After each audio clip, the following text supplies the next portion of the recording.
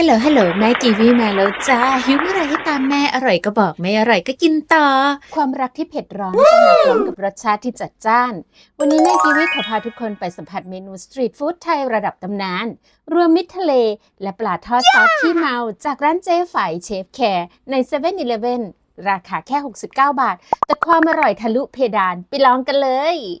มาดูความแน่นของซีฟู้ดในกล่องนี้นะคะมีทั้งกุ้งปลาหมึกและปลาทอดกรอบๆราดซอสขี้เมาเผ็ดร้อนหอมเครื่องสมุนไพรแบบไทยแท้โอ้โหเผ็ดจัดจ้านแบบไฟรักโหมกระหน่ำเนื้อปลากรอบนอกนุ่มในเหมือนรักที่มีความแข็งแกร่งแต่แฝงไปด้วยความอบอุ่น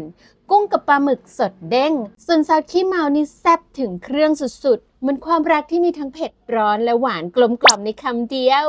จัดเต็มความอร่อยในระดับตำนานใครยังไม่ได้ลองรีบไปหาซื้อที่7 e เ e ่ e ได้เลยนะคะแล้วพบกันใหม่คลิปหน้าบ๊ายบาย